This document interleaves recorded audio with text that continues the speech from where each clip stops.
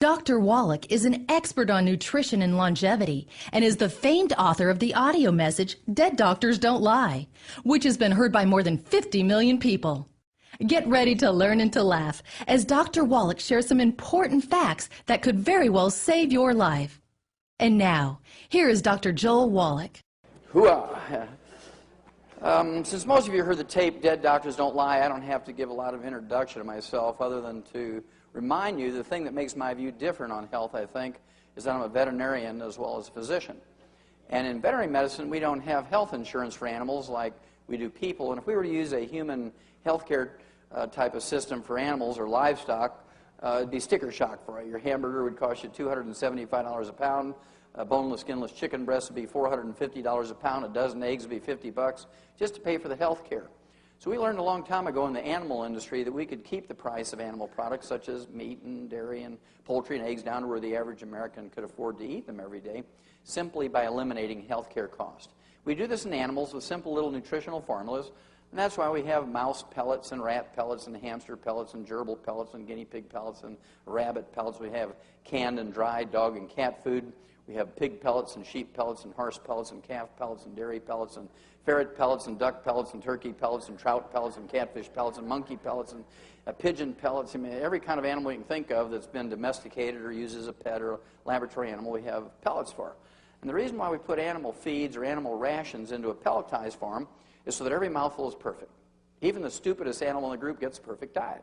They can't sort through and just eat only the sunflower seeds or the raisins. Every mouthful is perfect. And we do that to standardize production. And it's been a real blessing for the agricultural industry. We were so successful that over the last 75 years, we were able to eliminate 900 different diseases. We've doubled and tripled lifespans of animals with these simple little nutritional formulas. And as a veterinarian, it always was kind of interesting to me that we didn't use that same technology for people. We only spent $100 billion figuring all this out for animals over a 75-year period, which is nothing, as you will see tonight, compared to what we spend for human health on a yearly basis. So it's a pittance to eliminate 900 different diseases in animals.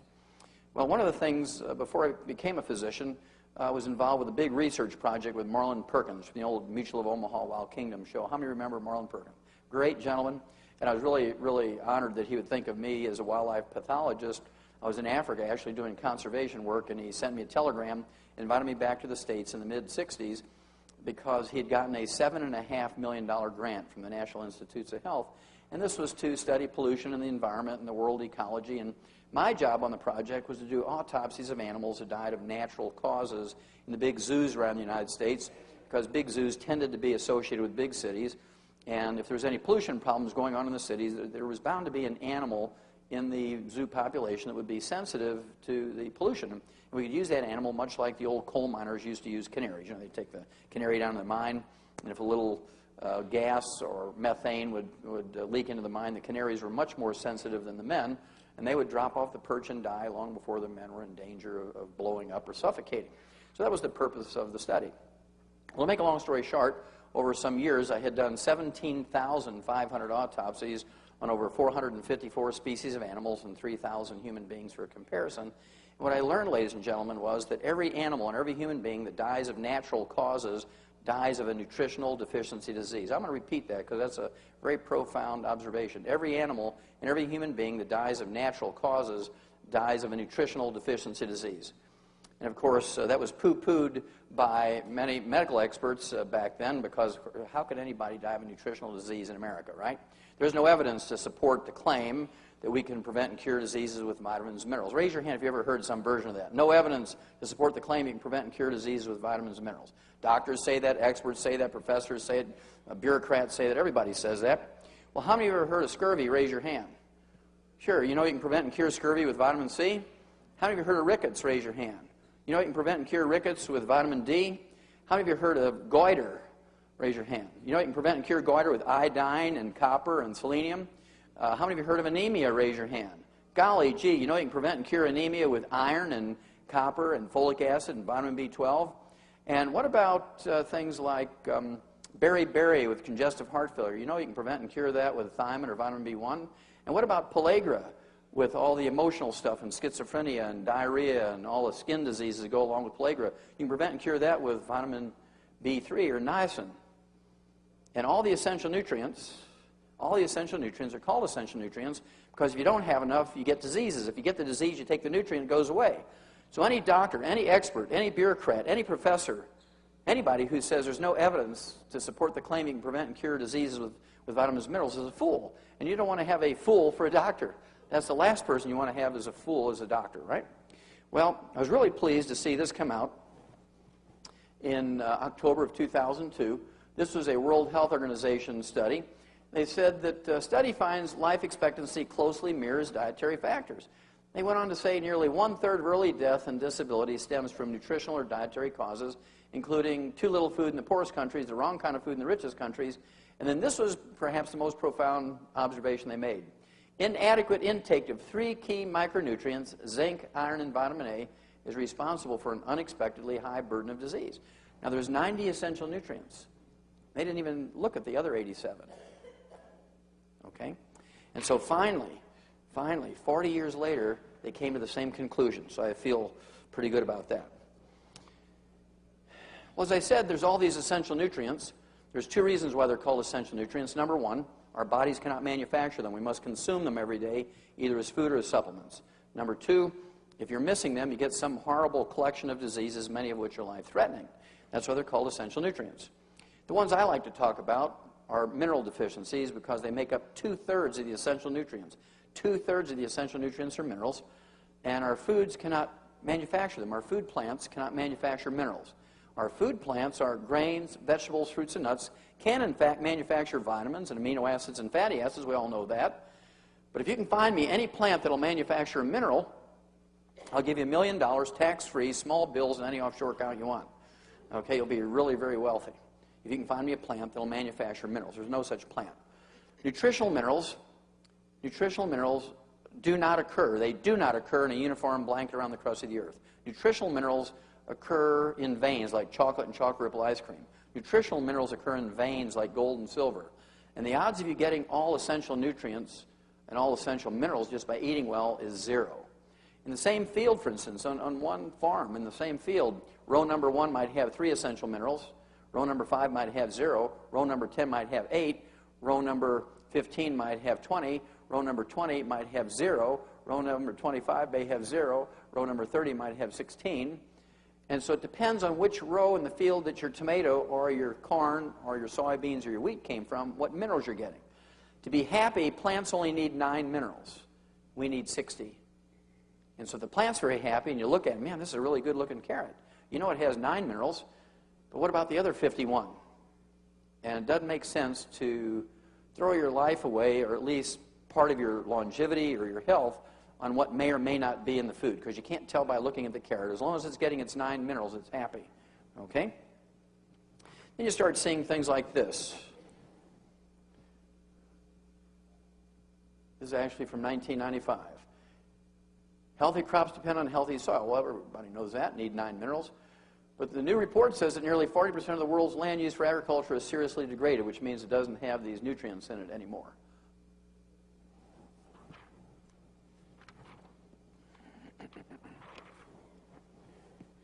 Loss of good soil of cancer. This came out in 1992.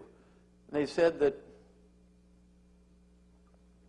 African soils over the last 100 years in 1992 had been depleted in its fertility by 74%, Asia by 73%, Australia by 55%, Europe 72%, the United States, North America 85%, and South America by 76%. I thought this was kind of interesting. This came out in January of 2000, and this was a little report, and I never have taken the time to get the original because this is self-explanatory. Some blame the environment. USDA says better test a factor. Well, I think it's more serious than that. They compared a 22-year period from 1975 to 1997 on certain nutrient values in our food, and they took the 12 most popular vegetables that are grown and eaten in America, including broccoli and cabbage, carrots, cauliflower, collards, daikon, kale, mustard greens, onions, parsley, turnip greens, watercress, etc. They found out that there was a 53% drop in the calcium values. They found out there was a 38% drop in vitamin A, 48% drop in riboflavin B2, 35% less thiamine or B1, and a 29% less niacin or vitamin B3. And again, the reason is, if you're not putting the essential minerals in the soil that the plant needs, slowly, their ability to manufacture vitamins begins to drop. We know that today there's only about 8% protein in our wheat. 1900, there was 23% protein in our wheat. Okay? This is not a mystery that you can prevent and cure diseases with vitamins and minerals. This came out in 1992. Cover article, Time magazine, The Real Power of Vitamins. New research shows they may help fight cancer, heart disease, and the ravages of aging. Now, it was very obvious after writing some 75 scientific articles on these diseases that were caused by deficiencies of vitamins and minerals and trace minerals and amino acids and fatty acids in animals and people. 75 scientific articles were published in medical journals and veterinary journals, pathology journals. Wrote chapters for 8 multi-author textbooks on the subject. Wrote a big textbook of my own, big 1,000-page textbook, trying to educate medical students. Was not very successful at that, and it was very obvious nothing was going to happen. So I went back to school and became a physician. In 1978, began to use these veterinary nutritional formulas in my human patients.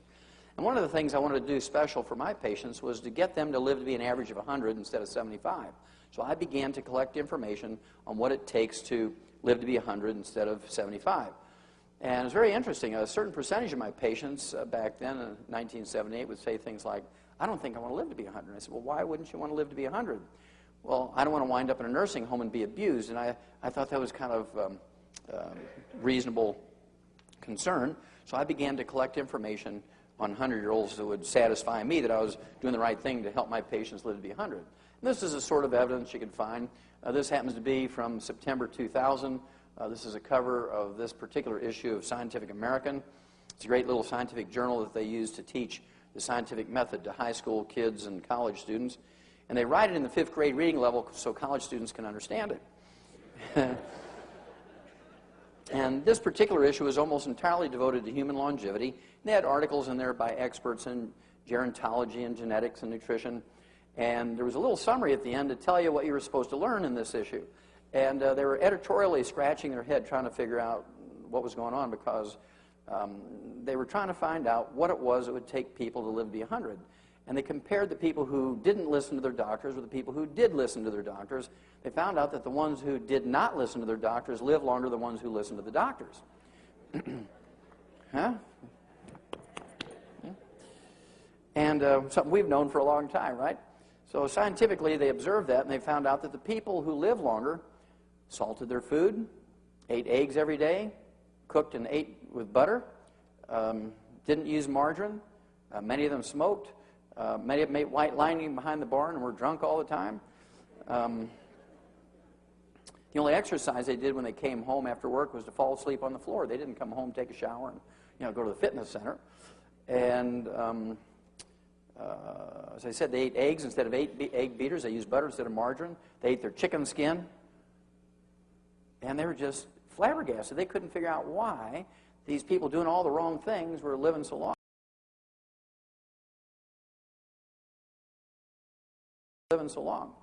Well, obviously, it's because the people who are getting advice from doctors are getting inappropriate advice. If the advice that doctors were giving was correct, then there should be a lot of people living to be 100 who follow the doctor's advice. So we're going to look at some of that. First thing I wanted to do is get some scientific evidence on what it would take to live to be 100. And I looked for an animal model. Being a veterinarian and a pathologist, I looked for an animal model first. And I ran into, doing some research, I ran into some stuff that was published in the 1860s, 1863. One was written by William Banting on how to cure corpulence. Corpulence is an old-timey word for obesity. And this was back in 1863. And he talked about a low-carb diet, kind of like the Atkins diet. Maybe it should be the Banting diet, instead of the Atkins diet. And then in 1935, a guy who'd been doing all his research in the 1920s by the name of Clive McKay came out with his landmark article in 1935. And what he did was essentially take 3 groups of rats. Group number 1, he gave the rat pellet of the day, and these rats lived to be an average of 2 years, which is really super. Because prior to this rat pellet coming out with all of the nutritional knowledge of the time, people who are using rats and mice and rabbits for research would give them rolled oats and carrots and cabbage and things like that, and they might live to be 11 months after weaning instead of 2 years. So it was really good to have a laboratory animal and a food that you could give them that routinely allowed them to live to be 2. He then took the second group, gave them the same basic pellet as group number 1, but he cut the carbohydrate calories by 30%, kept the vitamins and minerals the same, and they lived to be 50% older, 3 years. Got kind of excited about that. Took group number 3, cut the carbohydrate calories from group number 1 by 60%, kept the vitamins and minerals the same, and they lived twice as long. They lived to be 4 years of age, and they really got excited about cutting this carbohydrate calories thing. But it wasn't just that. When they redid the studies with spiders and beetles and worms and pigeons and all kinds of animals, they found out that it was the density of the vitamins and minerals per remaining carbohydrate calorie. That was the basic reason, because he had always kept the vitamins and minerals the same when he dropped the calories. He didn't just drop the percentage of food, he dropped only the carbohydrate calories, keeping everything else the same. So in group number 3, there was like 3 times more vitamins and minerals per carbohydrate calorie than there was in group number 1. Now that I had an animal model and had some idea what to do, I began to look for a human model, and I ran into a guy by the name of Art Linkletter. How many of you heard of Art Linkletter? Okay, great guy. He was funny. I put he and Jack Benny and Red Skelton and Milton Berle all in the same group. They could tell funny stories without saying dirty words and things, and great family comedians. And Art Linkletter wanted to live to be 100. And he wanted to live to be 100 because he read this book. It was a Pulitzer Prize-winning book published in 1933 called Lost Horizon. It was written by James Hilton, and in this book, Lost Horizon, James Hilton coined the term Shangri-La. How many of you heard of Shangri-La? Okay, well, that's where that came from, that book. And Art Linkletter got real excited about living to be 100. Well, the book was actually written about a people called the Hunza. How many of you heard of the Hunzas? Okay, well, the Hunzas come from northeast of Pakistan, and they're a third world country, obviously, and Art Linkletter hired an eye doctor by the name of Alan Bannock, Dr. Alan Bannock, and this eye doctor was kind of an amateur farmer, and Art Linkletter funded him to go there for 6 months during the growing season and find out what their secret was to live to be 100. And it was very obvious from reading the book that Alan Bannock had not read Clive McKay's material on his rats. And he was just making lots of observations, didn't give his opinion what was important, but he was a very good observer. And one of the things he found out, these people were a third world country. They had no electricity, no indoor plumbing, no hospitals, no pharmacies, no clinics, no doctors. They just used home remedies like herbs and massage therapy and that sort of thing. And yet they were the healthiest and longest lived people on earth. They came from a little mountain range, a little known mountain range by the name of the Karakoram Mountains, about 800 miles east of the Himalayas. Oftentimes people say they're from the Himalayas, but they're from the Karakoram Mountains. And one of the things Dr. Bannock observed was that they would irrigate with water that was kind of gray and opaque. It had lots of silt in it from the glacier grinding up the mountain rocks. And they would irrigate with this glacial water full of this rock silt, this finely ground up rock silt, about the same particle size as talc. And it contained over 60 minerals. And they would irrigate with this. And as the water percolated down into their fields and their gardens, it left a ½ inch to 1 inch of this gray silt on top of the soil. And before it dried, they would run out with their hoes and rakes, and they would hoe and rake the silt down into the soil before it blew away. Now, these people lived at the 19,500-foot level. Now, at 19,500 feet, you can't grow corn and potatoes and rice. Okay? They could grow wheat and rye and barley, but because of the very short growing season, their yields were very, very tiny. Their only carbohydrate they ate during the day, was a little tortilla, 1 tortilla a day. Little round flatbread. That was it. No other carbohydrate. The majority of their food was goat and lamb and mutton and camel and things like yak and rabbits, and they'd get some wild sheep and goats in the area. They'd eat chickens and eggs. They didn't have fish in those areas. They were too high up for fish. And so they cooked in butter. They used milk and cheese and yogurt. They could store dairy protein as cheese and yogurt. And that was it. They had a little garden. They'd grow a little bit of cabbage and tomatoes. Nothing else. They would also take the wood ashes from their fires, their cooking and heating fires, and put it in their gardens. How many of you ever put wood ashes from a fire into your garden? Yeah. This is a very old European and Asian custom. And somehow somebody learned that by putting the wood ashes from your fires in your gardens, it increases the yields and makes the food taste better and so forth. Well, it turns out the wood ashes are the minerals that are left when you burn away the carbon in the wood. So now I had not only an animal model, but a human model. They had a renewable source of minerals in their food. They were on a low-carbohydrate diet. And to me, it seemed it explained why they lived to be a ripe old age and were very productive. I also began to collect birthday announcements and obituaries of people who lived to be 100. I wanted to see really what happened to people when they lived to be 100. So I'll show you a few. Ralph Charles from Somerset, Ohio, about in the middle of the state, back in October of 1999, turned 100, and they had a nice little newspaper article about him and told his story. And the fascinating thing to me about Ralph Charles was that at age 100, he was still piloting charter flights and paying passengers around the central part of the United States. He used his single-engine Aranca aircraft. He didn't have any restrictions on his health papers or his license. Now, to me, he doesn't look like what you would expect a decrepit 100-year-old to look like. To me, he's very vibrant. He looks like he's maybe in his late 70s or early 80s, and he's 100 years old and still piloting. I mean, you can imagine if he had Alzheimer's disease. He'd get up there and he'd say, "Excuse me, ma'am, where are we going?" That'd make you nervous, wouldn't it? But he didn't have those problems, obviously. For you ladies, I'm going to throw in Connie Douglas Reeves. Back in September of 2002, she turned 101. When she turned 101, September 26, 2002, she was inducted into the Cowgirl Hall of Fame, and her personal motto was, "Always saddle your own horse." And to me, she looks like one of those feisty little people that wouldn't listen to a doctor. You know, she's got her thumbs in her belt, she's got her shoulders back, her chin's out. You can just imagine a doctor saying to her, "Look, Connie, you're 101 years old now. It's time to give up salt. We got to worry about your blood pressure. It's time to give up eggs and butter. We got to worry about your cholesterol." And she's going to say, "Well, up yours, doc, and I've been eating salt and butter since before you were born and eggs before you were born. I'm not going to give that up." You can just see her. She is not a shrinking violet. For those of you that are a little more genteel, in May of 2001, this fellow here, Harold Stilson from Deerfield Beach, Florida, turned 101, went out and played golf for his birthday, and he hit a 6th hole-in-one at 101. Now, you have to have a strong grip. You have to be able to see 108 yards. You know, you have to have good eye-hand coordination. You have to have good memory. You can't have Alzheimer's disease. You can imagine getting that golf club up there and saying, "Is this baseball? I mean, what am I doing here?" Right? And so he's color coordinated. It doesn't get any better than that for 101 years old. I think he looks pretty good for 101.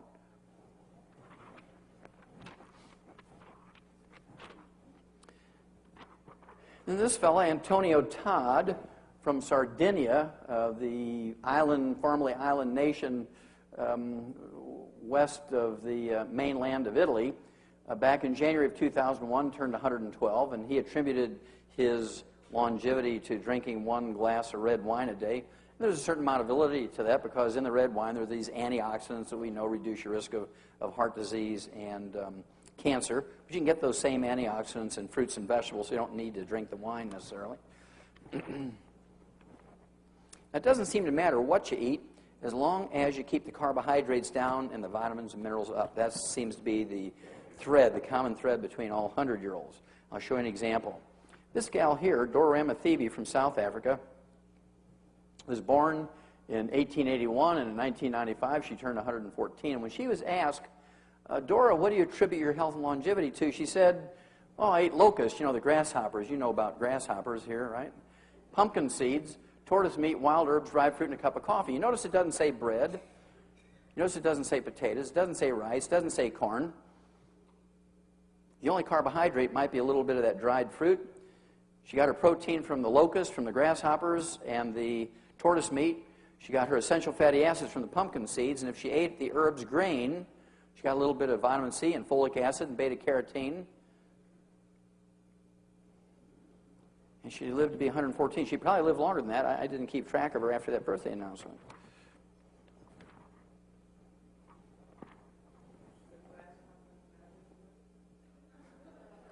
Yeah, crickets won't work. Okay. February 15th, 2003, this gal here, Maddie Owens, 119, died at age 119, and she grew up in South Carolina, and apparently when she was born in 1883, she was still working in the cotton fields. Owens told her family of her hard work in the cotton fields. I guarantee you that she didn't have vaccinations. I guarantee you that she didn't have antibiotics. I guarantee you she didn't have 3 good square meals a day. But I'll bet you, because I spent a lot of time in Africa, 2 years in Africa, and I know what they did with their wood ashes from their cooking fires. They always put it in their gardens, even in Africa, for their cabbage and their tomatoes and beans and so forth. And so I'll bet that her parents put the wood ashes from their cooking fires into the gardens. And one of my favorite birthday announcements goes back to 1995. This was a birthday announcement for Jean Calment from France. And she was documented by the Guinness World Book of Records being the oldest living woman at the time. There was more than 200 women who claimed to be older than she, but they didn't have the paperwork to prove it. Jean Calment had the paperwork to prove, to the satisfaction of the Guinness World Book of Records, that February 21st, 1995, she was in fact 120. February 21st, 1996, she turned 121. February 21st, 1997, she turned 122. And she died in August of 1997 at age 122 years and 164 days. She died suddenly of a stroke. She was up cooking her eggs and singing Farah Jacques. Farah Jacques, Farah Jacques. Ah! Fell over dead. Didn't have Alzheimer's disease. She was bright and mentally alert until the moment she died. She didn't have cardiovascular disease. She didn't have diabetes. She didn't have cancer. And she did have rheumatoid arthritis in her hands. You can see, but that's pretty good. Lived to be 122 and a half. Die suddenly without being mentally infirm. I mean, that's the way to do it, right?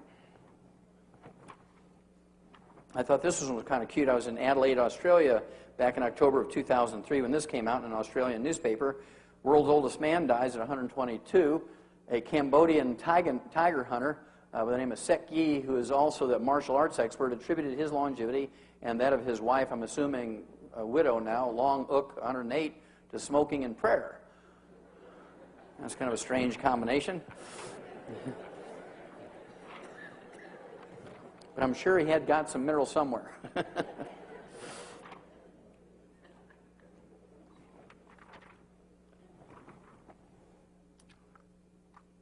Again, this is an Australian newspaper. It came out in March of 2003. A Brazilian believed to be the world's oldest woman died at age 124. Maria Etelvina dos Santos died of a stroke. Her birth certificate says she was a descendant of African slaves born in July of 1878. Do you think she got vaccinations and antibiotics? Do you think she had 3 good square meals a day? No, she was born in a straw hut caulked with cow dung. And probably led a pretty miserable life as she was growing up. But I guarantee you they put their wood ashes from their cooking fires into the gardens. They didn't have doctors, and they didn't have hospitals and clinics, and they didn't have pharmaceuticals. And yet she lived to be 124. I'll give you 2 more, then I think you'll get the idea, and then we'll move on. But I think these are interesting, and they all tell stories. This next one I identified with, because I grew up on a little cattle farm in Missouri. We raised purebred Angus cattle, and we also had a little feeder operation to keep a kind of an even cash flow. And so I identified with this guy. He was a cattle farmer from a little town outside of Kathmandu, Nepal in the Himalayan mountains. And according to his obituary, he never saw a doctor, never set foot in a hospital. He smoked 2 packs of cigarettes a day for 120 years. He wasn't a vegetarian, raising cattle. He ate red meat every day. And in April of 1998, he died at age 141. When he was a young man, he led the first land survey team around Kathmandu in 1888. The last one I want to share with you tells a lot of stories. It's one of my favorite obituaries. It's about an Iranian woman by the name of Mazumi Dusti, and this was published in the Rocky Mountain News Wire Service out of Denver, Colorado in January of 1995. It said, Mazumi Dusti died at age 161. Now, this seems pretty outrageous, but you have to give a lot of credibility to this obituary because she was survived by 6 living children ranging in age from 120 to 128. They hadn't even left home to go to college yet. I thought this was a very profound observation by her oldest son, Golam. Her oldest son said his mother had never visited a doctor, never taken any prescription medications or over-the-counter medications. She only used herbs during her life. Now, do you think she had access to vaccinations when she was a child? Did any of her kids get vaccinated? No, they were born up in a little rock hut up in the mountains of a village, Kalatin Bala, in Khorasan province in Iran. Okay, and I guarantee you she was functional till very close to her death, because they don't have nursing homes, and they're not just going to find some way to give her IVs to keep her alive. They're in that rock hut. And so she had to be still able to snap beans and skin carrots and cook and sing lullabies to great-great-great-great-grandkids. And whatever she did sewed maybe. We all have these genetic capacity to live well beyond 100. Experts in longevity, experts in gerontology and genetics tell us. We all, every one of us, each and every one of us in this room has the ability to live well beyond 100. And the only reason why we don't, the shortest way to say it, is because we do too much of the bad stuff and not enough of the good stuff. That's the most succinct way I can say it. We all have the genetic capability to do it. One of the fascinating things to me is that we ask doctors about what to do for health and longevity. Now, if doctors knew what they were talking about, that would make sense.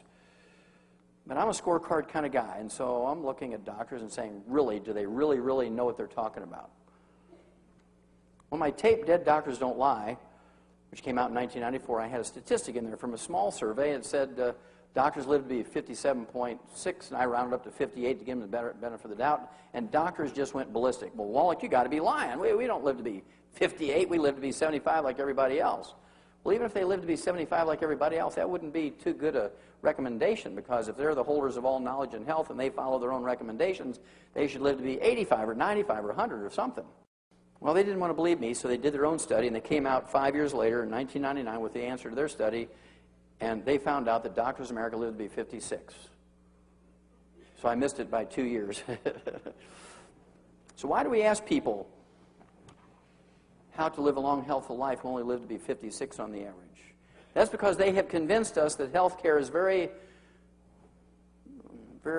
not only important, but also very detailed. It's very complicated, and you have to go to school for 14 years to know how to deal with health care. And they've convinced Americans that this is true. I mean, you can't pick up a newspaper or watch TV or listen to the radio without health care and Medicare and Medicaid and all this stuff being on the front, right? Well, let's look at some more scorecards and see if we're getting the bang for our buck. Right now, the entire world each year spends $2.7 trillion for health care, 2.7 trillion with a T. Out of that $2.7 trillion each year that the world spends for health care, the U.S. alone, the U.S. spends $1.6 trillion, more than half. And yet, in April of 1990, we ranked 17th in longevity. There were 16 other countries whose peoples live longer than we did. We didn't even rank in the top 10. You have to ask, well, who is number one? What did they do different from us? Well, the Japanese were number one.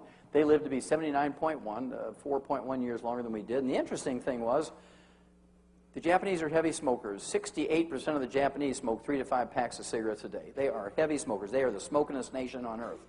And yet they have 85% less cancer and cardiovascular disease than we do. Japanese consume 12 to 15 grams of salt every day, an entire salt shaker per person. We're supposed to consume approximately 1 gram, 1,000 milligrams a day of salt, and yet they have 85% less cardiovascular disease than we do. We dropped 2 atomic bombs on the Japanese to end World War II. They've had more radiation per person than any other culture on Earth. Nobody cleaned it up. They've been wallowing in all the radiation in the soil and water and environment ever since we dropped the bombs on them. Nobody cleaned it up. And they have 85% less cancer than we do. And so I want to know what they know. In all this adversity, they're still living longer than us and are healthier than us. You can say, well, maybe that was a bad study. It should be redone. Well, they did 10 years later, June of 2000. They reran the same study, and the Japanese maintained number one. But they dropped from 79.1 down to 74.5. So this was our chance to catch up and surpass them with all this money we're spending. But instead, we dropped from 17th in longevity all the way down to 24th because we went from 75 to 70. There's now 23 other countries whose peoples live longer than we do. Now, you don't have to be a genius to figure out we're not getting the bang for the buck. You don't have to be a genius to say, well, maybe the medications we're getting aren't doing any good. Maybe the advice we're getting is not the best. No matter what the doctors tell us, we're going the wrong direction, so you can't deny these facts, okay? You can't deny the facts. Well, there's 250,000 drugs, pharmaceuticals in the PDR, the physician's desk reference, that they have access to treat people in America. There's new ones coming out all the time. They're always bragging about how many billions of dollars worth of research they spend every year to find new drugs. And if you take out the 500 antibiotics, it still leaves 249,500 drugs. There's not a single one of those designed to cure anything. There's not a single drug in the PDR, except maybe antibiotics, might cure a strep throat. Other than that, there's not a single drug in the PDR that cures anything. They're all designed to milk your insurance policies. They're all designed to milk Medicare and Medicaid. They're all designed to milk your wallet, because there's no laws requiring the pharmaceutical companies to manufacture drugs that cure, even though they could, but because there's no laws requiring them to do it, they don't.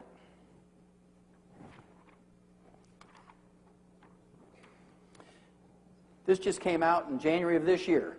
Health spending has biggest surge in 11 years. We're going to jump right over here and say, U.E. Reinhardt, a health economist at Princeton, said, the increase in healthcare spending is no surprise. This is what the American people asked for when they abolished managed care. What he said there was this. For about 8 years, the cost of healthcare stayed the same when there was managed care. Doctors didn't like it because managed care kept them from doing unnecessary tests. Managed healthcare kept them from doing unnecessary surgeries and writing prescriptions for unnecessary drugs. And they didn't like it because it cut their income in half. They weren't getting the kickbacks anymore. And so they began to whisper to their patients, you know, there's an economist, there's a bookkeeper making decisions what tests you should have and what drugs you should get and what treatment you should have. It should be my job. I'm a doctor. It should be my job. And after a while, people said, yeah, it should be the doctor's job. Why is some bookkeeper doing that? And so they convinced the American public that managed care was no good, and so people then complained to their legislators, who then voted it out. And, of course, their workplaces went to other things other than managed care. And immediately, when managed care got dumped, healthcare doubled. It tripled, and it's just going up like a skyrocket because now there's no controls on the doctors.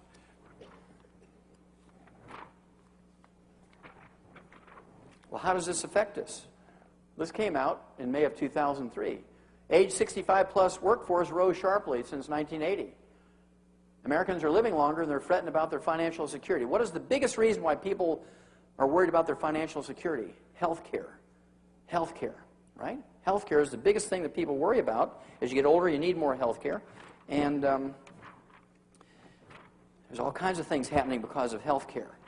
Doctors always get paid. You're going to pay it. Your employer's going to pay it. The government's going to pay it. They don't worry. They're happy, right? I thought this was really a very interesting editorial. This came out in February of this year, just last month, just about a month ago. Outsourcing the American Dream. How many of you heard of outsourcing?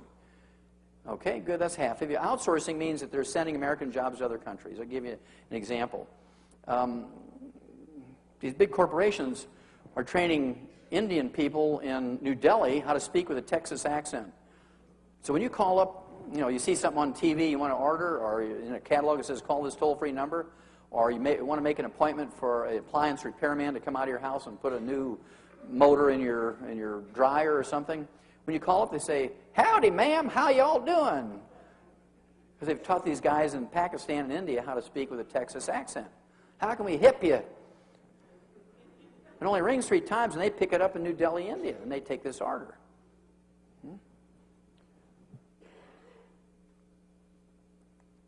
Well, what they said was this.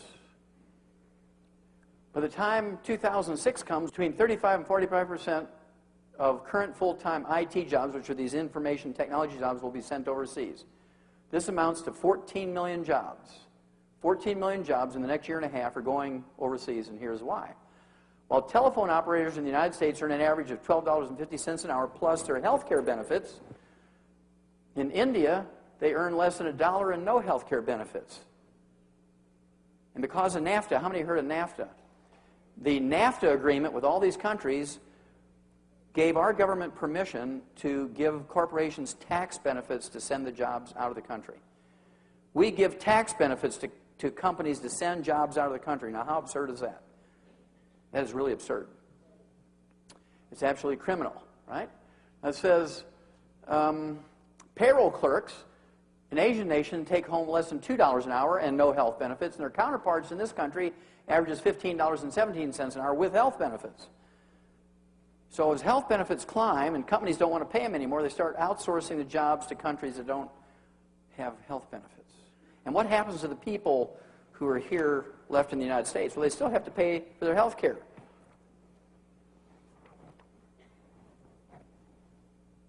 This came out in June of 2003. Study finds doctors skip key steps of treatments. Doctors fail to take about half the recommended steps for treating common illnesses, such as high blood pressure and diabetes, suggesting that health care in the United States isn't nearly as good as many people thought. Well, that's not a new belief, right? This came out in October of 1999. Doctors say they'd lie to get insurers to pay. This is a study done in 8 cities, 169 internists, and they presented this to the annual meeting of the American Medical Association conference, annual conference in Los Angeles in October of 1999. And I'm just going to go over 2 of them. This is actually quite a thick report. I'll go over 2 of them. It said 58% supported lying so a severely ill 55-year-old could get a coronary bypass, even though her pains were not becoming more frequent as the insurer required during the managed care days. Now, if your pains are not becoming more frequent and the degree of pain remains the same, this is called stable angina. And how many of you have heard of nitroglycerin? Yeah, for 30, 50 cents treatment, you can put a nitro tab under your tablet. It may cost you $6 to $10 a month to deal with the pain. And as long as the frequency is the same, the pain level is the same, you can do that forever. And also, how many of you have heard of Dean Ornish? Well, Dean Ornish was an MD, PhD from Harvard Medical School. He did a great double-blind study where he took hundreds of people with 85% and 90% blockage of their 3 main coronary arteries, and he put them on a restricted diet, gave them some supplements, gave them low-impact exercise like yoga and swimming, and in 6 months' time, all their arteries were open 100% without surgery. This was impossible, according to surgeons. The only way to deal with blocked arteries in the heart is to do a bypass, right? There's no way you can do that with diet and exercise and supplements. And so they made him do it again. Another double-blind study worked, results exactly the same. Well, what a doctor should say today when somebody comes to them with angina, stable angina, say, look, let's get on a Dean Ornish program. It's actually going to cut your food bill in half, save a little money here. We're going to get you on a little nutritional program, supplement program, do some yoga. You can do that for free at home. Well, here's a $10 tape. You can learn how to do these yoga exercises. You come back in 6 months, and if you're improved, we'll just keep doing the same thing. If it gets worse, then we'll consider the surgery. But there's no doctors who do that. Doctors kind of lie a little bit, but they want you, well, worse than that, they want God to believe that they're lying on behalf of Mabel or Ruth or Roy. He says, Lord, you know I'm lying, but it's not because of me. I'm lying because them mean old managed care insurance companies won't let Roy have a triple bypass. And Roy needs a triple bypass, so forgive me, Lord, because I have to lie for Roy. Now, why is that doctor lying? Is he lying for Roy's behalf? No, he's lying for his own behalf. He wants $85,000. Keep that cash flow going. The other one I want to talk about briefly is a 1997 study by the Health Insurance Association of America found that 75% of insurance fraud is committed by providers, which is their code word for doctors. 75% of health insurance fraud is committed by doctors who apply for payment, which they get for procedures they didn't even do. They apply for payment for procedures they give you that you didn't need. They're the only profession or trade in America or the world where they don't have to go to a bank when they need extra money. They just send in a couple of claims to the insurance company pays them. There's not a single doctor ever goes to jail for that. Insurance companies write that off as the cost of doing business. Now, who pays for that? Each and every one of us as these premiums go up, as more and more doctors are doing these things. And they look at it as, hey, it's our money, we're going to get it anyway we have to. This came out in September of 1997. It was an article published in the Journal of the American Medical Association. Young doctors lack stethoscope skills, which is, the primary instrument of a doctor. Many new doctors steeped in high-tech medicine can't properly use a stethoscope. What they learned was they could just identify 20%. They could just identify 20% of heart problems that were presented to them. They could not identify 80%. How can you go to school for 14 years and not use a stethoscope? It's like an apprentice carpenter apprenticing for 7 years. How can you not learn how to use a hammer, right? Well, the reason why doctors don't spend any time learning how to use a stethoscope is because if they were to use a stethoscope to diagnose cardiovascular problems, and by the way, ladies and gentlemen, you can identify all cardiovascular problems with a stethoscope. It takes you an extra 10 minutes to listen to every square millimeter of the heart and the valves and the arteries and things, but you can do it. Gain the skills to do it, but then you make an extra $30 for a long office visit. But if they send you in for an angiogram or a CAT scan or an MRI or an ultrasound, guess what? They make $421 every time they send somebody in for those procedures. What's better, $421 or $30? Okay. You're beginning to get a picture develop here. Now this happens This happens 3,000 times a year in America.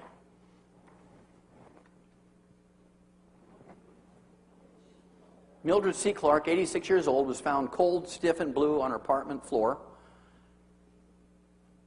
And the apartment manager got scared because he thought she was dead, so he called the paramedics, and they examined her. Yeah, she's dead.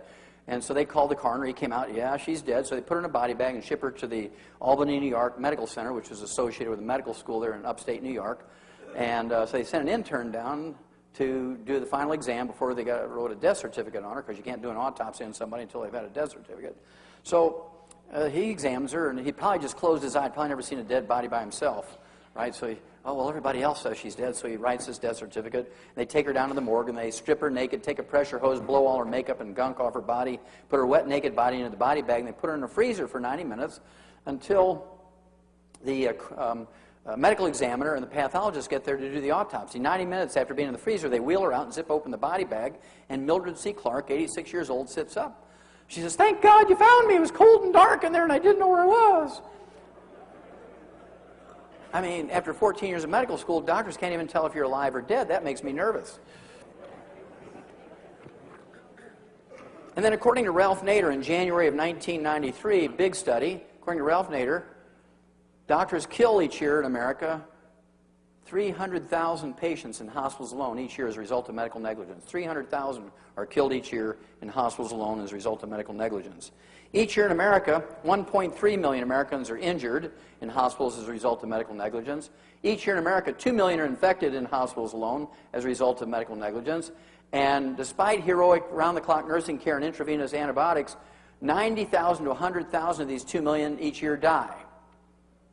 In hospitals each year, 2.2 million people get what's called adverse drug reactions to the drugs that they are introduced to in the hospital, and despite heroic measures, 140,000 to 200,000 die every year. You add these up, ladies and gentlemen, that's 3.5 million to 4 million casualties killed, injured, and infected each year in hospitals by doctors each year. 3.5 million to 4 million killed, injured, and infected each year in hospitals by doctors. It's estimated to be double that outside of hospitals. Now, we're not talking about 3 people a year here. We're talking about a huge number of people. So, why do we go to doctors for health and longevity information? In 1999, doctors were believed to be the 8th top killer of Americans. Medical mistakes are the 8th top killer of Americans, behind cardiovascular disease, cancer, diabetes, Alzheimer's disease, gastrointestinal problems, liver problems, kidney problems, and doctors. Today, this is just out. I haven't had time to make a slide, but trust me, right now, doctors each year in America kill just short of 800,000 people. They're now listed as the #1 cause of death in Americans. Number 2 is cardiovascular disease. Number 3 is cancer. Number 1 are doctor kills. Okay? Now, how do we deal with this? You know, even Thomas Jefferson said that a little revolution once in a while is a good thing.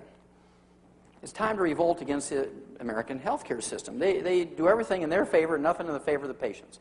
It's a miracle. It's a God-given miracle if you survive a hospital visit, truly, without being damaged or infected or killed. And so, how do we deal with this? Well, we've learned in other instances how to deal with these kind of problems when the industry is abusing us. For instance, 60 years ago, when the automobile industry began to abuse customers, you know, you go in for a $6 oil change 60 years ago, and you go to pick up your car. They say, well, it's $300. You say, why? That's my month's wages. What do you mean, $300? Well, you told us to do whatever was necessary, and so we rebuilt your transmission, we rebuilt your carburetor, we gave you all new tires, we rotated them, we put in new brake shoes, new spark plugs, we gapped them, we did your timing, $300. And you kicked the counter and yelled and screamed, but in the end you paid your $300. Well, people got tired of that, and so they started going to flea markets and junkyards and garage sales looking for parts for their car.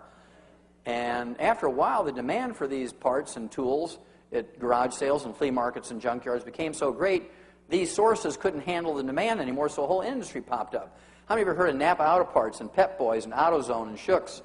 And because now you can walk in, you can get any part you want, you can get any tool you want for working on your own car, this has turned out to be a huge industry. And that's because the automobile industry got greedy some 60 years ago, and now more and more people do it themselves. And the same thing happened in the construction industry. When it got to the point where they were charging a little old couple $60 to change the float in the toilet and $200 to change the light bulb, and little old couples would sign a contract for a $6,000 roof, but they didn't point out to them that there's a rotating interest thing, a revolving interest thing, and if you didn't pay it in a year, it cost you $100,000. And all these horror stories came out, so people began to go to junkyards and garage sales and flea markets looking for materials and tools to maintain and repair their own homes. How many remember back in the 50s and 60s when everybody had a table saw and a bandsaw and routers and all these tools, and you turn your garage into a shop and everybody began to do things themselves? Well, soon these sources couldn't supply the demand anymore, so a whole industry developed to supply the demand for people who want to maintain and repair their own homes. They're called Home Depot and Lowe's and Menards. And if you don't know how to put shingles on your own roof, they'll give you a free class. Okay? Well, it's long overdue that we rebel in the same way against the healthcare industry.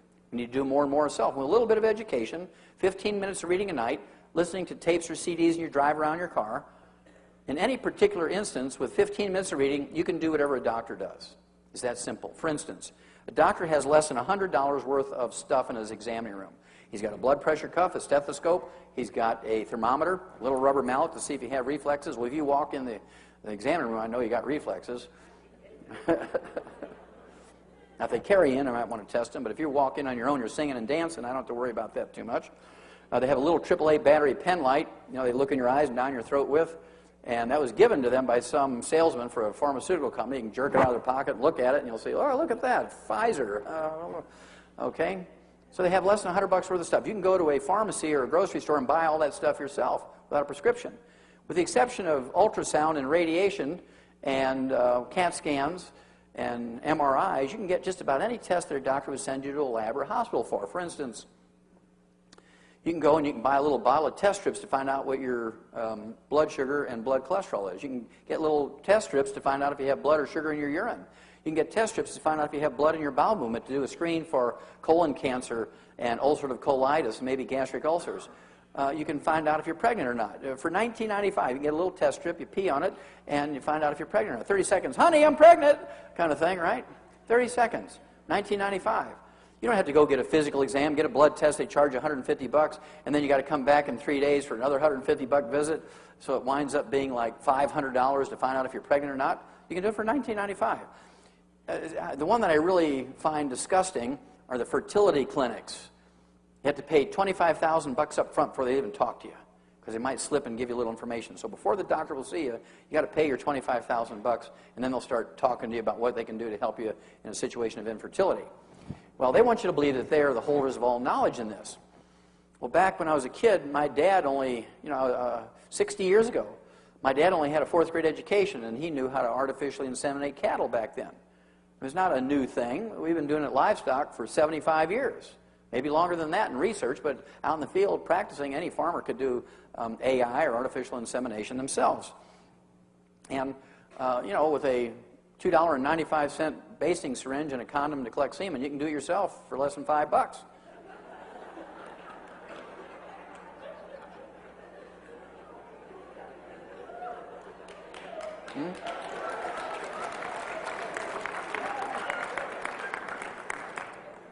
So when a doctor starts telling you how technical this stuff is, you can just sort of smile at him and say, okay, doc, let's move forward here.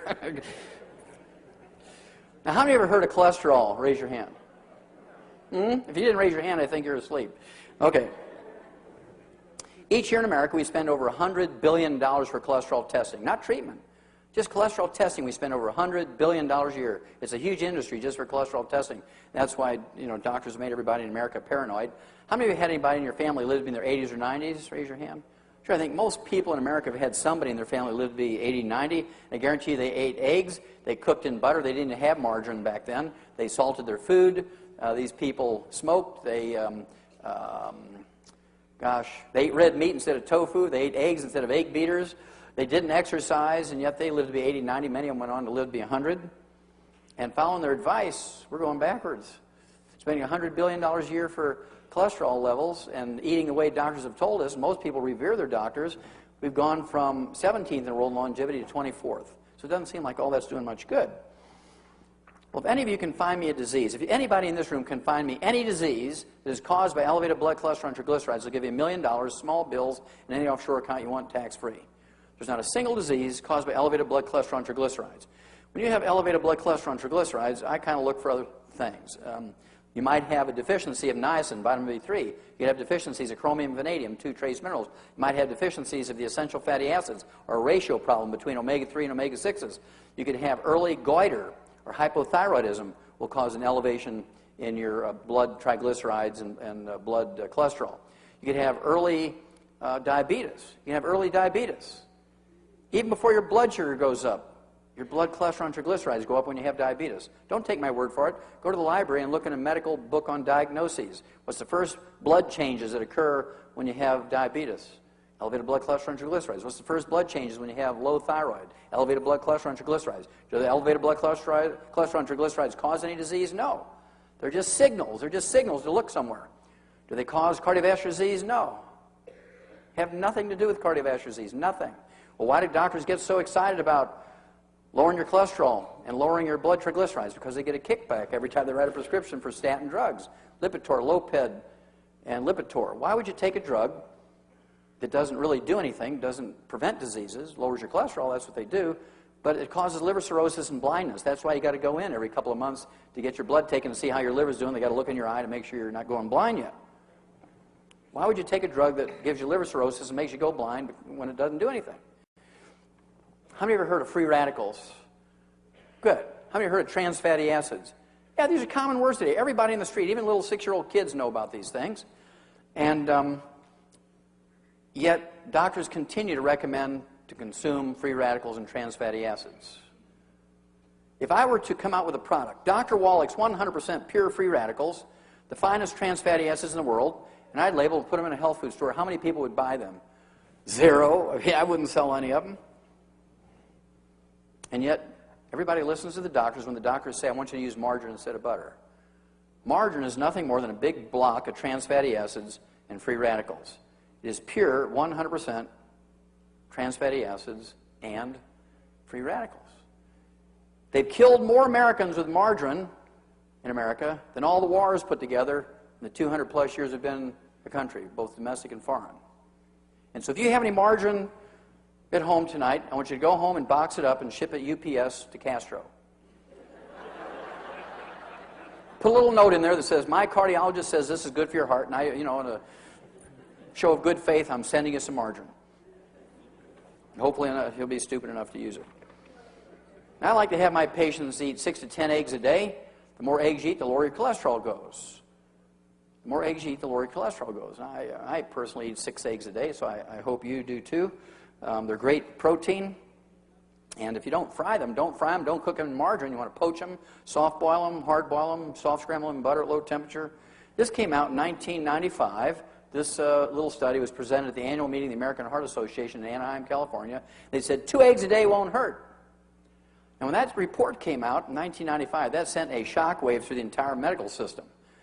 Because prior to that report coming out, eggs were the father of the devil. I mean, if you ate eggs, you were doomed. Nobody would hang around you. He's an egg eater. I really like this one. Makes my 10 look pretty conservative. This came out 13 years ago.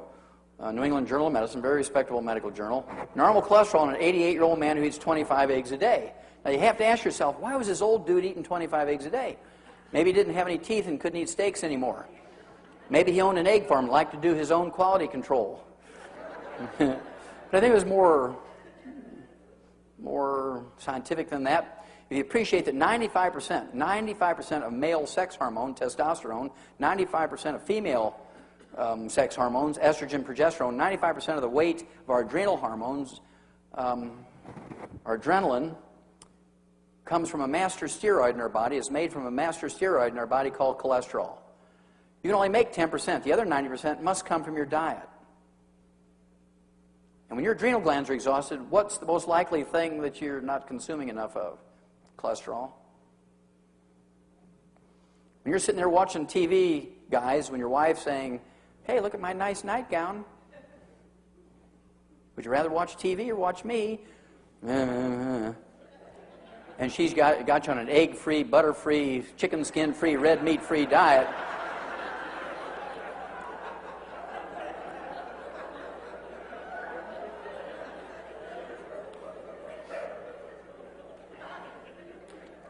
Yeah. Have you ever wondered why there's no flourishing colonies of vegans? All sit around and hum. How many of you heard of Alzheimer's disease? It's a physician-caused disease. Mark my words, in the next 2 years, maybe even next week, it'll pop up in the newspaper. There's more than enough information to prove that it's a physician-caused disease. Alzheimer's disease is a disease that did not occur, even by another name, 40 years ago. It only became recognized as a disease in 1979, 25 years ago. Today, it's the number 4 killer of adults over the age of 65, behind, well, I have to throw in doctors now. Doctors, cardiovascular disease, cancer, diabetes, and Alzheimer's disease. Now, our brains are made up of 75% a fatty insulation material called myelin. How many of you heard of myelin? Good. Well, myelin is this fatty insulation material in the brain. How many of you eaten a brain sandwich, brain and egg sandwich? Oh, you haven't lived until you eat a brain sandwich. It is good. A little bit of onion and mustard. I mean, there's nothing better than a brain sandwich. It's real cheap now because everybody's afraid of, mad cow disease. So I buy more brains and I eat it.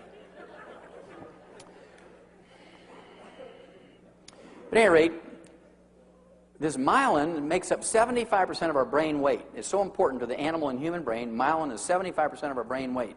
And myelin is 100% cholesterol. You can only make 10% of your daily need. The other 90% must come from your food. And if you're very, very good at listening to your doctor's instructions, does that sound familiar? September 2000, Scientific American. If you listen to your doctor and you give up eggs and eat egg beaters, if you give up butter and eat margarine, if you rip the chicken skin off your chicken before you eat it, eat tofu instead of red meat, the odds are you're going to get what? Alzheimer's disease. This came out 4 years ago, March of 2000. Alzheimer's tidal wave is feared. It's coming. They said within the next 25 years, 14 million Americans are going to die of Alzheimer's disease. Today, 25 years backwards, only 250,000 died of it. And 25 years backwards from that, nobody died from Alzheimer's disease. Now, why would you go from 0 to 250,000 to 14 million? Well, that's because the baby boomers are coming along, and they listened to the doctors. They believed in technology, and they believed in doctors, and they believed if they followed the doctor's advice, they could be healthier and live to be 100.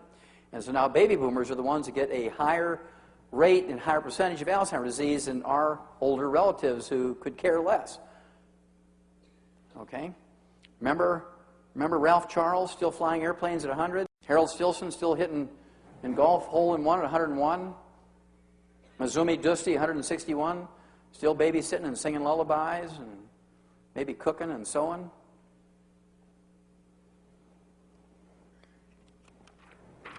We eliminated Alzheimer's disease in animals 65 years ago.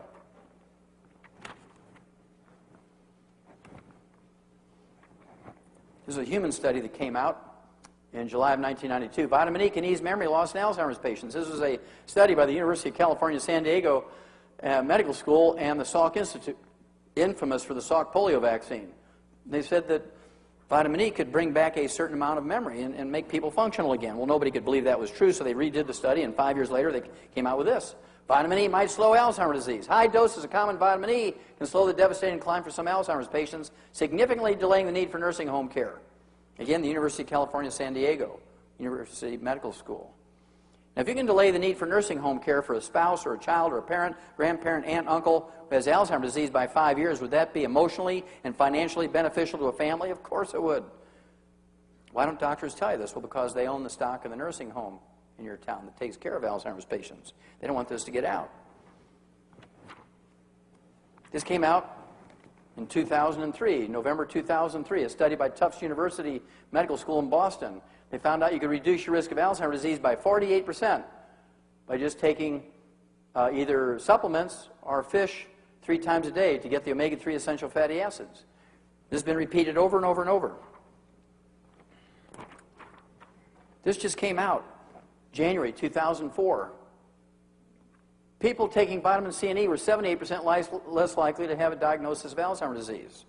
Now, they didn't even think about the diet, getting rid of fried foods and margarines and sources of free radicals. They didn't even think about eating cholesterol. This was just some antioxidants. And so we know from animal studies and these sort of early studies in human beings that if you eat enough cholesterol, not fried, not cooked in margarine, but poached and soft-boiled and hard-boiled and soft scrambled in butter and meat medium rare and so forth, which we'll talk about in a minute, and take in antioxidants, the odds of you getting Alzheimer's disease are reduced to almost zero.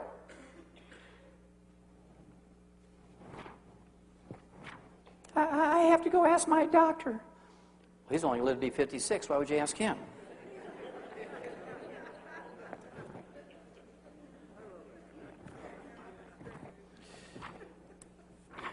Now, how many of you have heard of high blood pressure? Raise your hand.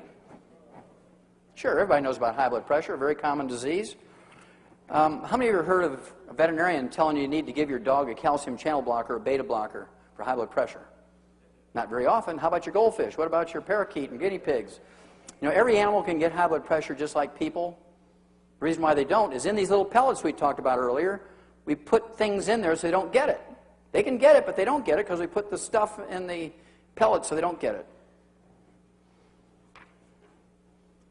How many of you heard that salt is bad for you when it comes to blood pressure? Salt's going to initiate high blood pressure.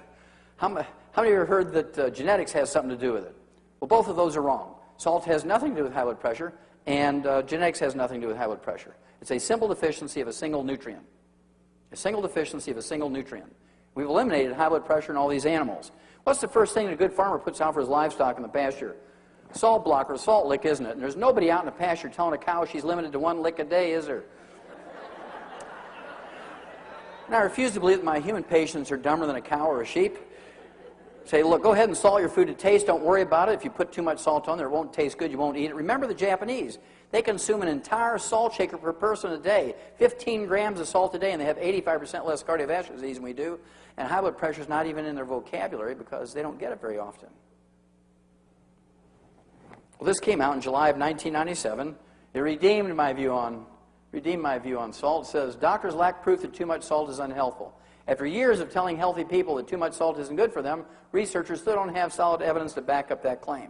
Now, what do doctors call people who give unsubstantiated health and medical advice for profit? Call them quacks, don't they? So next time you have a doctor who says, look, I need you to give up salt because you're getting to that age, we've got to worry about your blood pressure. You say, doc, you're a quack. There's no evidence to support that claim. Yeah, I know you want to give me those statin drugs and blood pressure medication, even though I don't have those problems.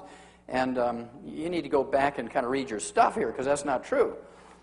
Well, there was a wonderful study done by the U.S. government called the Sodium Task Force. Once and for all, they were trying to prove that salt was the cause of high blood pressure. This was published in April of 1997, and this is the bottom line of the study. It was called the Sodium Task Force, 1997. You can look it up on the internet.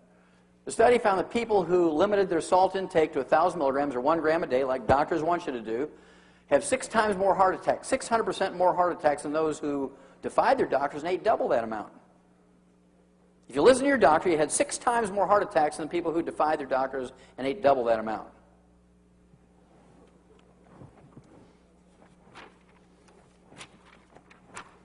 So what mineral are we talking about? What mineral are we talking about when it comes to high blood pressure? It turns out it's a deficiency of calcium.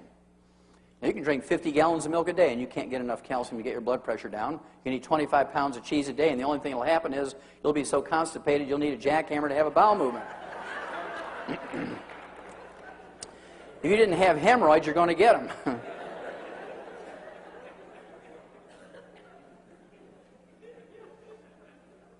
You can take all the Tums you want. You can take all the oyster shell, eggshell, limestone, coral calcium you want.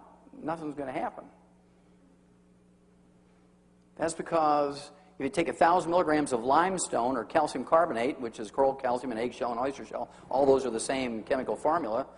You take a 1,000 milligram capsule, you're not getting 1,000 milligrams of calcium. Only 140 milligrams is elemental calcium. 860 milligrams is carbonate. And because it's an elemental form of calcium, you only get 10%. So 10% of 140 milligrams is 14. If you take 2 of those 1,000 milligram capsules of calcium carbonate in any way, shape, or form, you get 28 milligrams of calcium. It's not going to do you much good when it comes to arthritis, osteoporosis, high blood pressure, periodontal disease, etc., etc. But we've eliminated a lot of high blood pressure in animals and some very famous people who didn't want to use drugs. How many of you heard of menopause? Raise your hand. Say, now even the guys are raising their hand. Oh, I know about that one. Well, up until about 1958, every doctor used to make 50 cents on dispensing a little herbal formula called Lydia Pinkham's. How many of you heard of Lydia Pinkham's? Yeah. Lydia Pinkham's, very famous herbal formula, and would get rid of the hot flashes, the night sweats. But doctors only made 50 cents when they dispensed a bottle. In 1958, pharmaceutical companies came out with HRT, hormone replacement therapy. And all the research was done by veterinarians, and they were told not to give it to humans because it did terrible things to the laboratory animals. They said, well, that may be true in laboratory animals, but it hasn't been proven in humans yet. We're going to have to kill a lot of women with this stuff before we get too excited about taking it off the market. And so they began to encourage women to take HRT in 1958. It turns out that HRT, estrogen and progesterone combinations, Premature and drugs like this, increase the risk of breast and uterine and ovarian cancer by 78%. Increase the risk of dementia and Alzheimer's disease by 200%. Increase the risk of cardiovascular disease by 200%. And a new study that just came out a couple of days ago, and again, I don't have a slide for it yet, and I apologize, increases your risk of asthma by 100%, increases your risk of gradual deafness as you get older by 30%. Why would anybody want to take HRT? Well, Dr. Wallach, you got to get rid of the hot flashes some way. I said, well, why would you risk all these terrible things just to get rid of hot flashes, night sweats? See, you're just a man. You have no idea. I mean, women used to beat me up all the time in my practice because I said, well, it's not worth it. And so we went back to the old Lydia Pinkham's formulas. And guess what? Worked like a charm. There's 29 major studies which shows it gets rid of the hot flashes and night sweats. Then you throw in the liquid calcium, and guess what? 1,200 milligrams per serving. You deal with the concerns about osteoporosis. You don't have to have all the risk from the HRT. You don't have to have all the risk from HRT.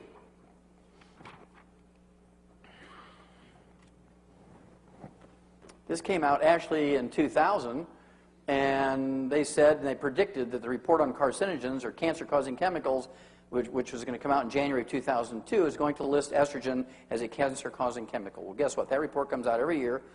And guess what's at the top of the list of cancer-causing chemicals? Estrogen. What makes it most dangerous is doctors prescribe it. Doctors prescribe it.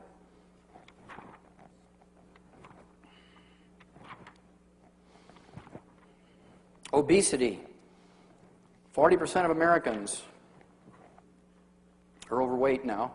They're obese, 30 pounds overweight over their ideal weight for their body type and height and so forth. 40% of Americans are obese. This is relatively new.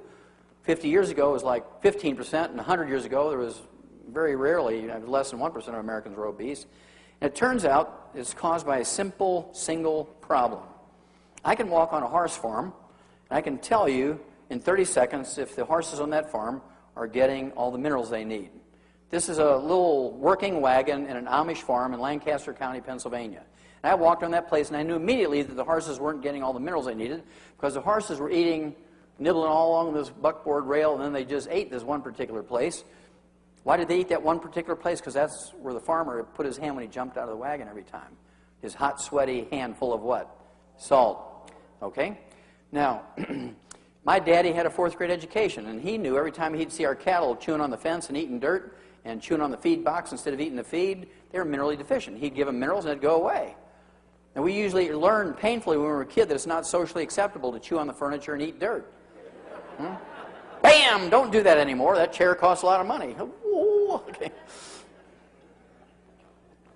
If you're that hungry, go into the kitchen and have a piece of pie and ice cream, or eat a Twinkie, or have a RC and a moon pie.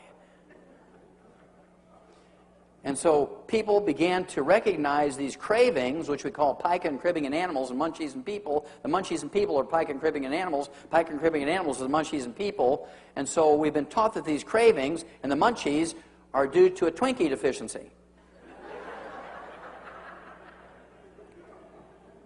Now, if we were taught as kids that this is caused by mineral deficiency, we'd all take minerals that have 0 calories in them. Americans would all be slim. Weight problems are nothing more than a mineral deficiency disease. Now, nobody knows more about weight gain, weight loss than veterinarians. Why is that? When you put an animal into the feedlot, what are they supposed to do? Lose weight or gain weight? Gain weight. So we know the technology. And snack food companies know this. They spend a lot of money on research learning the technology of weight gain.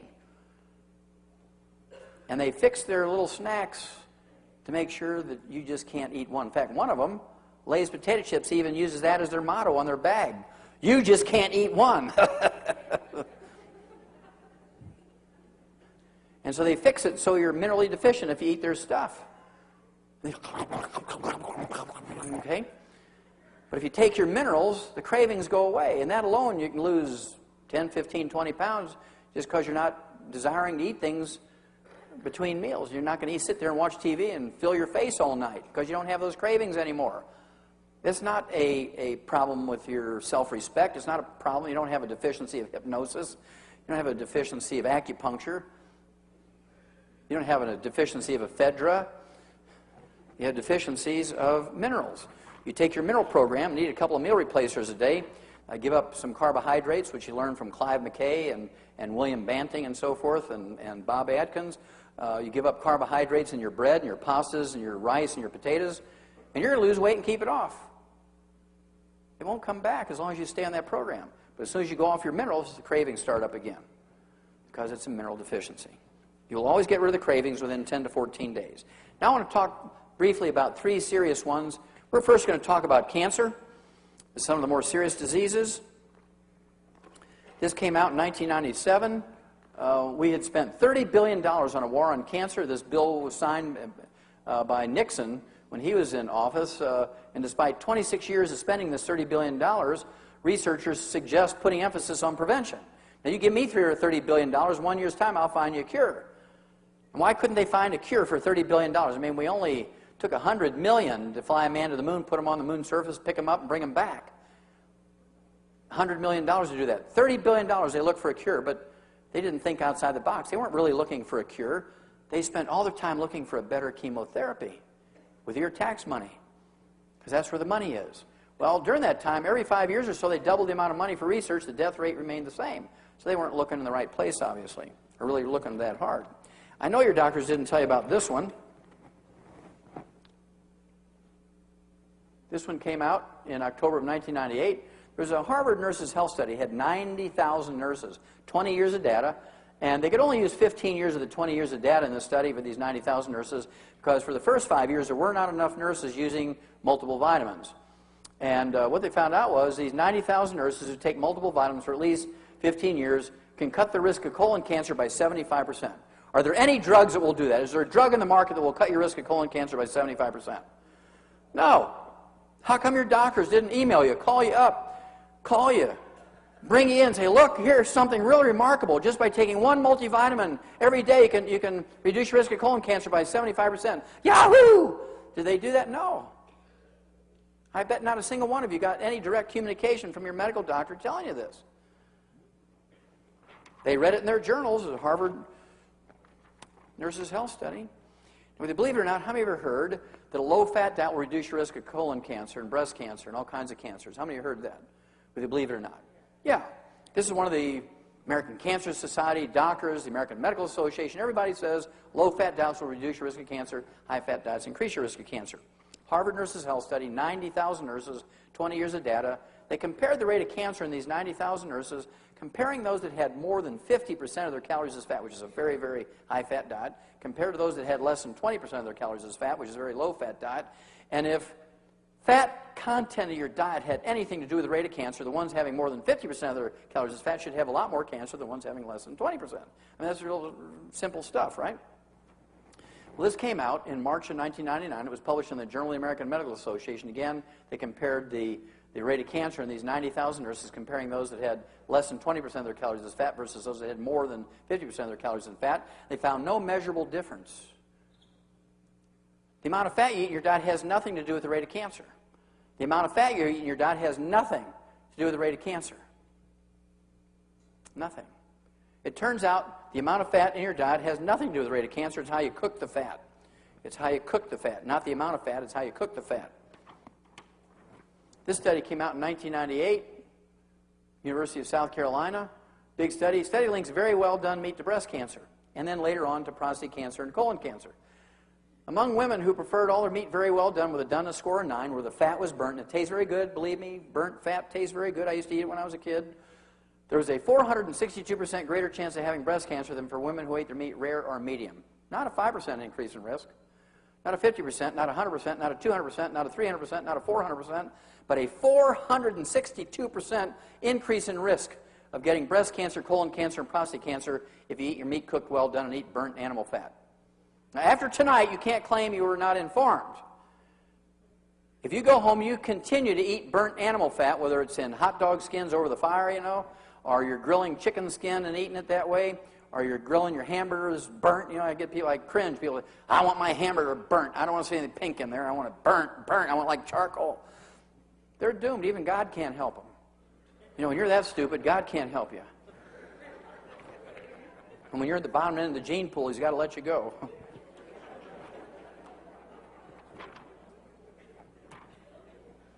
Now, whether you believe it or not, how many of you heard that a high fiber diet will reduce your risk of colon cancer? Whether you believe it or not, how many of you heard that? Yeah, that's another one of those truisms that the American Cancer Society and your doctor wants you to believe. Of course, Quaker Oats likes that one, right? Low-fat diet, high-fiber diet. Harvard Nurses Health Study, 90,000 nurses. They compared the rate of colon cancer, these 90,000 nurses, comparing those that had a high-fiber diet versus those with a low-fiber diet. They didn't like the results, so they threw in 50,000 male doctors. They compared their rate of colon cancer, the ones who had a high-fiber diet versus those with a low-fiber diet. Now they had 140,000 human subjects, and this came out in January of 1999. It was published in the New England Journal of Medicine, very respectable medical journal. 90,000 female nurses, 50,000 male doctors. They said high-fiber diets don't cut colon cancer by any measurable amount. Zero. Nada. Eating a high-fiber diet did not protect you in any way, shape, or form from any cancer. Zero. Why do doctors get so excited about a high-fiber diet? Because it will reduce your cholesterol. That's because it absorbs everything that you eat, including minerals that are required to keep you from getting high blood pressure, osteoporosis, arthritis, cancer. And so people who eat multigrain breads for their toast and English muffins and pancakes and waffles for breakfast, people who eat multigrain pastas, people who eat multigrain breads and whole wheat breads and grind their own wheat and all that sort of stuff for their sandwiches, and people who eat whole wheat and multigrain bread for dinner, they eat whole wheat ice cream. I mean, you can go to extreme, right? They have a 500% increase in risk of all these other degenerative diseases which kill you. So by eating a high-fiber diet, your risk of those other diseases goes up and doesn't affect your risk of cancer at all. The only thing that doctors get excited about, really, about a high-fiber diet is it lowers your cholesterol. And does that do anything for you? No. Doesn't do a thing.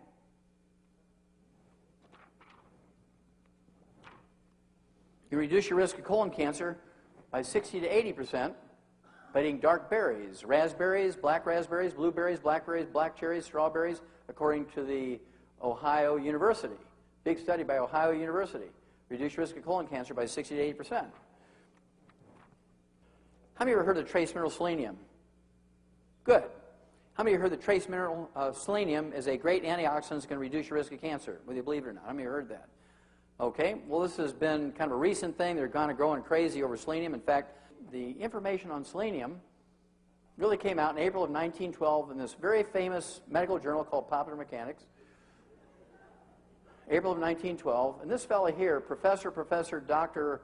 von Wassermann from Berlin, who went on about 10 years later to get a Nobel Prize in medicine, said that he had discovered a chemical substance that will cure cancer in mice. It turns out it's the trace mineral selenium.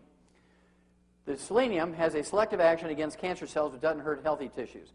Dr. Wassermann believed that the cancer in mice were so similar to those in humans that he believed an important advance had been made towards the cure of that veritable scourge cancer in people. Well, this was April of 1912. We began to put the trace mineral selenium into animal feed pellets back in April of 1912 to keep their rate of cancer down. And this lay dormant for 84 years in human medicine and nutrition until December of 1996. When a study came out, it was a 7-year study done by Dr. Larry Clark, an MD, PhD from the University of Arizona School of Medicine. He took half of a group of 1,300 people, gave them 200 micrograms over 7 years, 200 micrograms of this trace mineral selenium every day for 7 years. And to make a long story short, at the end of the study, his final analysis showed that he slashed the occurrence, not the risk, but the actual occurrence of prostate cancer by 69%. Are there any drugs that will do that? Will doing a prostate exam and taking your PSA, your prostate-specific antigen blood test every year, will that prevent prostate cancer by 69%? No. You reduce the actual occurrence of colorectal cancer by 64%. You reduce it by 75% by taking a multivitamin.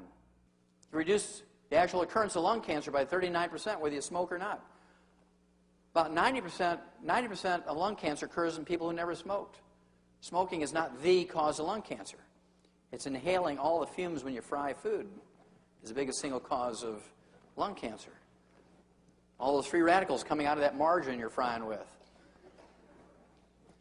How could Ruth get lung cancer? She was a good church-going lady, never cussed, never even hung around smokers. How did she get lung cancer? But she was there early, every noon after church, frying food for everybody. Oh, the best part of the story is, 2 months after this result came out, Dr. Larry Clark died of prostate cancer at age 52. Now, why did that happen? Well, because he had set this study up to show that selenium didn't work. He hated selenium. He set the study up to prove that it wouldn't work, and he wouldn't take it. And the sick part about this is, he was a professor of medicine at the medical school at the University of Arizona, so he taught his beliefs, all the medical students there. And when he died of prostate cancer, they all said, oh, what a tragedy, and then went on avoiding selenium. They'll tell their patients not to take selenium.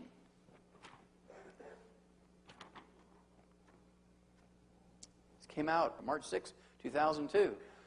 Study says a diet rich in tomatoes can cut the risk of prostate cancer, raw tomatoes, by 24 to 36%. If you eat tomatoes cooked, 1 serving a day of cooked tomato will reduce your risk of prostate cancer by 52 to 60%. Because there's an antioxidant in tomatoes called lycopenes. Lycopenes.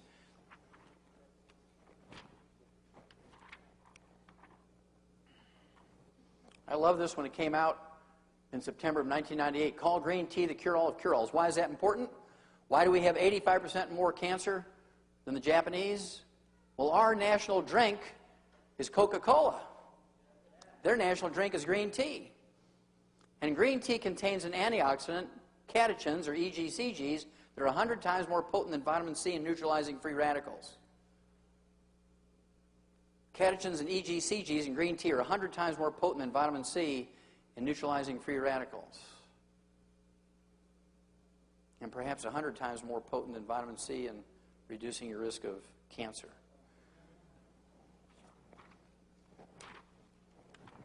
Diabetes. An epidemic disease in the United States. There's 1 million new cases of diabetes every year. There's 32 million diabetics as we speak right now in America. 30 million of the 32 million diabetics are adult-onset type 2 diabetics. They make up the bulk of the diabetic population. And adult-onset type 2 diabetics make more insulin than non-diabetics. So there's not an insulin problem with them. And usually if you're asking about insulin, say, well, I've got insulin. How can I be a diabetic? And so doctors say, well, you've got insulin-resistant diabetes. It's not working. The reason why it's not working is you're deficient in 2 trace minerals, chromium and vanadium, and their cofactors necessary for them to work, which are required by your insulin to work in your body. You can make tons of insulin, but if you don't have those trace minerals, your insulin's not going to work. We learned in 1957 that we could prevent and cure adult-onset type 2 diabetes in laboratory animals, pet animals, and farm animals by giving them these 2 trace minerals and their cofactors. This lay dormant for 20 years in human medicine until 1977, when they found out that they could give intravenous chromium and vanadium and their cofactors to people who had diabetes, and they were unconscious from head injuries. They were in a coma. And they were miraculously cured by giving them intravenously these trace minerals and their cofactors. Now, you can't say that, oh, well, they just believed that they were going to get cured because they were going to get cured because they're in a coma. They didn't know what was going on. Now, how come your doctor doesn't tell you this stuff? I mean, it's been proven over and over and over in animals, been proven over and over and over in people. It's been published in every big medical journal in America and in the world. It sort of comes through every couple of years as renewed, people look at it. It's not like it's a mystery. Every doctor knows this. Why don't doctors tell you this? Well, if a doctor took the less than 2 minutes that I just shared with you, this information, he might get $80 for a long visit, an extended visit, instead of $50 for a standard visit. Make an extra $30. According to the GAO, the General Accounting Office, which is the budget watchdog for the U.S. Congress, your doctor makes, over the 25 to 40 years a diabetic lives after diagnosis, your doctor makes $750,000 for every diabetic patient. So why would he take $30 when he can make $750,000? And most people say, well, my doctor belongs to my church. I got to believe in him. Well, don't let that protect you. Even members of the mafia go to church, right? So I wouldn't bet on that one.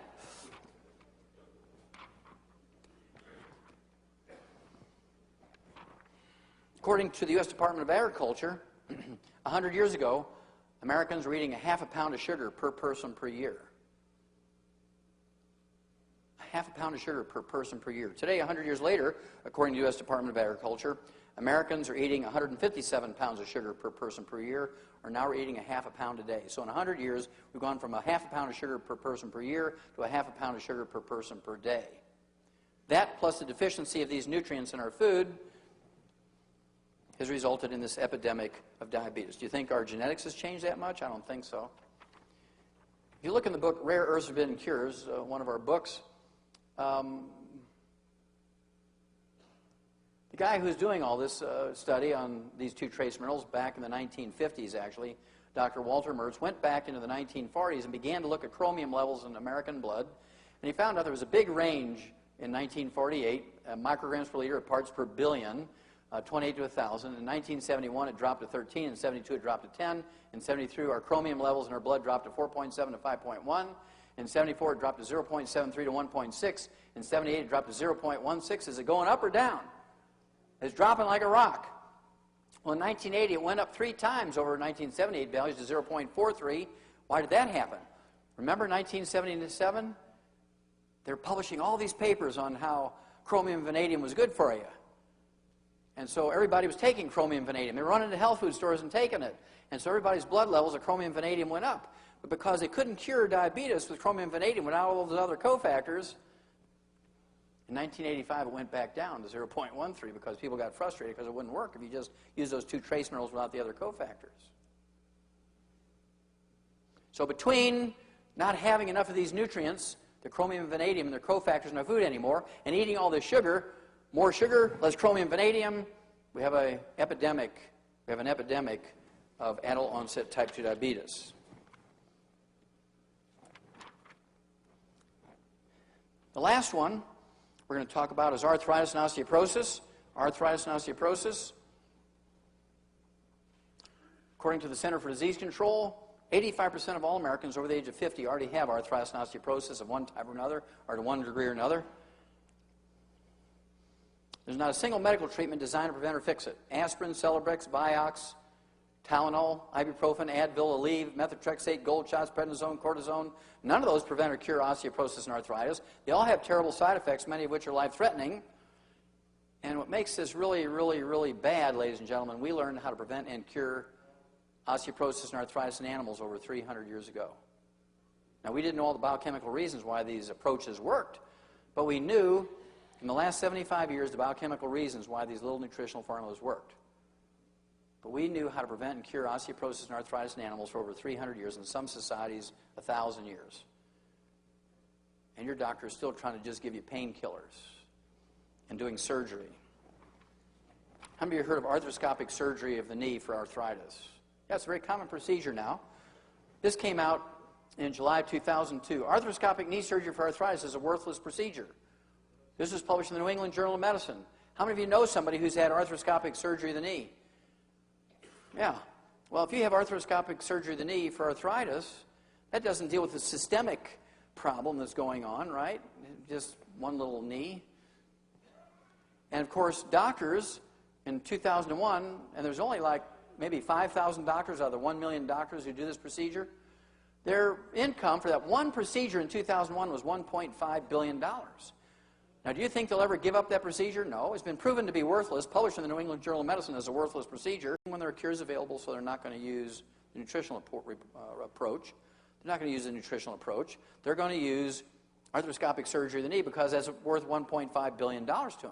And so you have to be smart enough. When your doctor says, look, you've got bone-to-bone arthritis of your knee. In the old days, we'd have to go right to the joint replacement surgery. But right now, we've got arthroscopic surgery of the knee, and we can take out those little floating bits of bone and cartilage. And then when that doesn't work anymore, we'll eventually have to go to the joint replacement surgery. But right now, we might be able to preserve your knee for a year or two. You have to be strong enough to say, look, doc, you're a quack. How many people did you kill last month? the New England Journal of Medicine, July 2002, said this procedure is worthless. Now, we've been friends for a long time. We belong to the same church, and you're coming to me with a worthless procedure? I don't think I'm going to visit you anymore. You have to rebel sometime. When they keep taking advantage of you to milk your insurance policy and milk your wallet, when do you rebel? You rebel when you realize that your doctor is only looking at you as a source of income. If you follow your doctor's advice when you have osteoporosis and arthritis, you're going to wind up like this. Yahoo! Now, whether you believe it or not, how many of you have ever heard that osteoporosis is primarily a postmenopausal woman's problem? Whether you believe it or not, how many of you heard that? Sure, everybody knows, Oprah, your doctor, the government, everybody knows that osteoporosis is primarily a postmenopausal woman's problem. Well, we knew 100 years ago that osteoporosis actually occurred equally in both men and women. It only became a postmenopausal woman's problem in 1958 when they came out with HRT. Because can you justify treating osteoporosis and preventing osteoporosis with estrogen if both men and women get it at the same rate? No, you couldn't. Can you imagine a red-blooded American man, a red-blooded Idahoan, going to his doctor and say, okay, doc, I've got that osteoporosis stuff. I want you to shoot me up with that estrogen. I've had estrogen today. They're not going to do it. You're just not going to do it. People tend to be basically smart, right? Well, this came out in November of 2001. Osteoporosis strikes both sexes equally. Men are as likely as women to suffer from osteoporosis. The surprise findings, well, why was this a surprise finding? Well, because all the doctors who did that study only graduated after the 1958 time period, and the truth they were taught was that osteoporosis occurs primarily in postmenopausal women. The results turned the tables on the belief that women are the prime victims of the condition. The findings of the Canadian Multi-Center Osteoporosis Study, a program involving almost 10,000 participants in 9 centers, will almost certainly change the way that medical professionals deal with unexplained bone fractures in men and the way education about the condition is handled.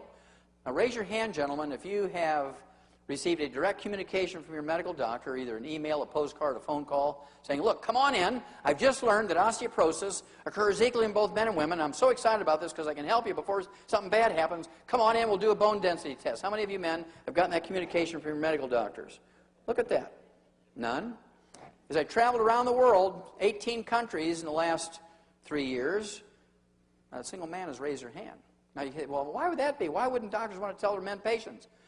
You'd think they'd be excited. If they're altruistic and they're out there to help you, they'd be wanting to give you this information, right?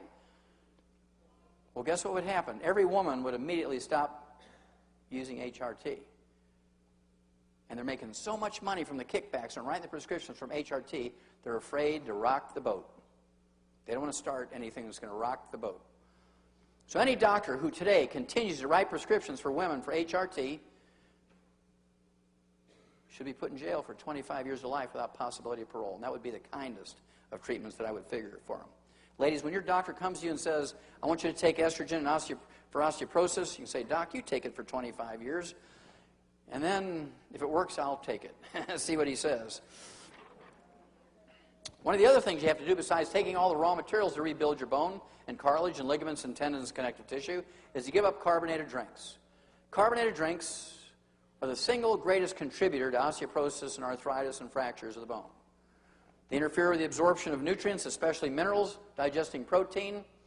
This actually, the original study was done 10 years before this at the Harvard Nurses Health Study, 90,000 nurses, 20 years of data, and these were all nurses over age 35. They found out that the nurses drinking carbonated drinks, soft drinks, even diet drinks, instead of water during the day, had a 500% increase in risk of osteoporosis and fractures over the water drinking group. So they went and did the study in junior high school girls, 460 junior high school girls in 9th and 10th grade. They found out that the same thing was exactly true for them. Why did they only look at nurses and girls? Because they believed it was primarily a woman's disease. But believe me, it occurs in boys too. So if you have young athletes, whether they're girls or boys, if you have osteoporosis in your family or arthritis, if you have it or don't want to get it, you got to give up carbonated drinks. Doctors should be telling you this every time you walk in the door. You got to give up carbonated drinks. I'll answer questions in just a moment. I just want to remind you that if you don't take care of your own destiny. If you don't take hold of things and take control of your own destiny, life is going to take care of your destiny for you, and usually it's not very nice. And so if you take control and rebel a little bit, be one of those mean, feisty little people that defy their doctor, but you have to do it with education. You just can't do something bad. You have to know what you're doing, educate yourself, and the odds are you're going to save yourselves an enormous amount of unnecessary misery. You're going to save yourselves a gob of money, and you're going to add many, many, many healthful years to your life. It will definitely help you to educate yourself. Education is power. Education with action is superpower. Don't let somebody else, even a doctor, determine your future. You've got to make those determinations yourself.